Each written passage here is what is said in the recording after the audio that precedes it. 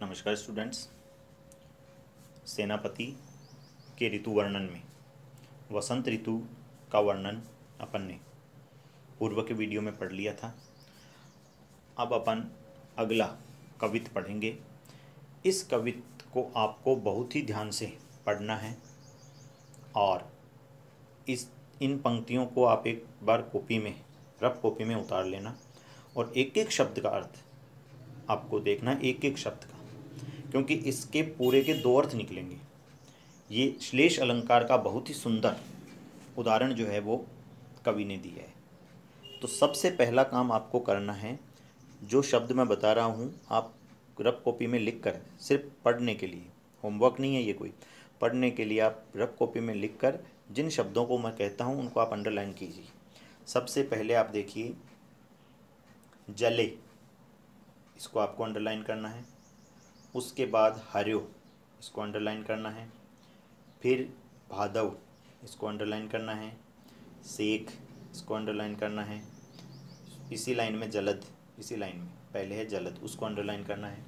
दारुण को अंडरलाइन करना है।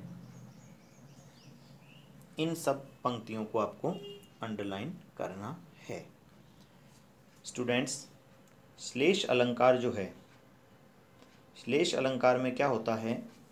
श्लेष अलंकार में एक शब्द के एक से अधिक अर्थ निकलते हैं, वहाँ पर होता है श्लेष अलंकार।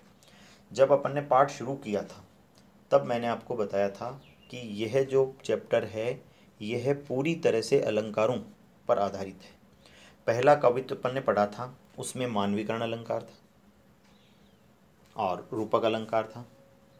ये जो अपन पढ़ रहे हैं इसमें श्लेष अलंकार का शायद बहुत ही सुंदर, इससे सुंदर और कोई उदाहरण आपको श्लेष का ना मिले। तो देखिए, देखे छिट्टी अंबर जले है चारों ओर, छोर तीन तरबर सब ही को रूप हर्यो है। महाझर लागे ज्योति भादव की होती चले, जलद पवन तन सेक मानो पर्यो है। दारुण तरनी तरे नदी सुख पावे, सब सीरी घन चाह चाही बोई चित्त धर्यो है।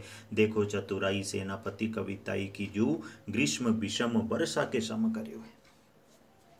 तो देखिए, इस कवित में एक तो गर्मी की ऋतु, एक अर्थ, पहला अर्थ जो पढ़ेंगे वो गर्मी की ऋतु के अनुसार पढ़ेंगे। फिर इसी कवित में दूसरा जो अर्थ पढ़ेंगे वो वर्षा ऋतु का पढ़ेंगे।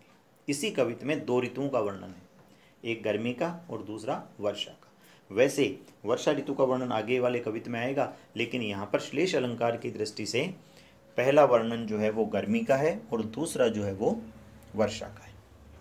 एक एक शब्दों के अर्थ देखिए। पहले अपन पढ़ रहे हैं ग्रीष्म ऋतु, गर्मी की ऋतु। देखे यानी जहाँ देखें, क्षिति कहते हैं धरती को, अंबर कहते हैं आसमान को, जले है यानी जलता है, चारी ओर छोर, चारों ओर, चारी ओर छोर का मतलब है चारों ओर। गर्मी की ऋतु में जहाँ भी हम देखेंगे, चारों तरफ कहीं भी नज़र घुमाकर देख लो, धरती और आसमान भयंकर गर्मी से जल रहे होते हैं। तिन कहते हैं तिनका, तरबर कहते हैं पेड़।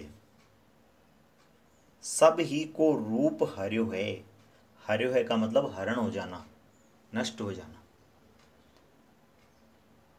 इस भयंकर गर्मी ने तिनके, घास फूस और वृक्ष सभी के रूप का हरण कर लिया। यानी जब ये गर्मी नहीं थी तब तो घास फूस का और पेड़ों का रंग रूप हरा भरा था, लेकिन जैसे ही भयंकर गर्मी आई तो उस गर्मी ने पेड़ पौधों के रूप का हरण कर लिया, यानी वो जल गए तो उनका रूप रंग नष्ट हो गया। महाझर लागे ज्योति भादव की होती चले, महाझर लागे ज्योति भादव की होती चले। तो देखिए, झर, महाझर यानी भयंकर, ज्योति आग, तपन, भादव कहते हैं जंगल की आग, होती चले यानी गर्मी इतनी भयानक भयंकर है कि जंगल में भी आग लग गई है इस गर्मी से। जलद, जलद का मतलब है जला देने वाला, जला देने वाली। पवन कहते हैं हवा को। तन यानी शरीर। सेक मान्यो पर्यो है। और हवाएं इतनी गर्म तेज लू चल रही है जैसे शरीर पर कोई गर्म सेक कर रहा है, इतनी भयंकर गर्म हवाएं चल रही है। दारुण, दारुण कहते हैं भयंकर, दुखदाई, कष्टदायक। तरनी कहते हैं सूर्य, तरे यानी नीचे। नदी सुख पावे सब। और जो सूर्य है वो बड़ा ही कष्टदायी है, सूर्य बड़ा ही दुखदायी है, लोगों को इतनी भयंकर तपन देता है कि लोगों का जीवन कष्टप्रद हो गया है, कष्टमय हो गया है। नदी सुख पावे सब, सभी लोग नदियों की तरफ जाना चाहते हैं ताकि उनको कुछ सुख का अनुभव हो सके। सीरी, सीरी कहते हैं ठंडी। घन कहते हैं बादल। छां यानी छाया। चाही बोई यानी चाहता है। चित्त यानी मन धैर्य है। और सबका जो मन है वह बादलों की ठंडी छाया में जाना चाहता है। सभी का मन करता है कि बादल आसमान में छा जाए और उनको ठंडी छाया मिले, इस गर्मी से उनको मुक्ति मिले। देखो चतुराई सेनापति कविताई की जूं। सेनापति कहता है कि देखो मेरी कविता की चतुरता देखो, मेरी चतुरता देखो। ग्रीष्म विषम वर्षा के सम गर्यो है, मैंने भीषण गर्मी को भी वर्षा ऋतु के समान कर दिया। तो इतनी देर अपन ने गर्मी की ऋतु का वर्णन पढ़ा था, अब इसी ऋतु को वर्षा ऋतु के अनुसार देखो वापस इसी को। देखे छिति अंबर जले है चारी ओर छोर। अब मैंने जिन शब्दों को अंडरलाइन करवाया था अब उनका दूसरा अर्थ निकलेगा। पहले तो गर्मी के अनुसार अर्थ निकले, अब वर्षा के अनुसार निकलेंगे। देखे छिति अंबर जले है चारों ओर छोर। देखे यानी देखें, छिति यानी धरती, अंबर यानी आसमान, जले है का मतलब है जल, पानी, वाटर, चारों ओर छोर। कि वर्षा ऋतु में जहाँ कहीं नज़र घुमाओ चारों ओर जल ही जल फैला हुआ है, चाहे वो धरती हो चाहे आसमान। धरती पर बादलों से बरसा हुआ पानी है और आसमान में बादलों के अंदर पानी है।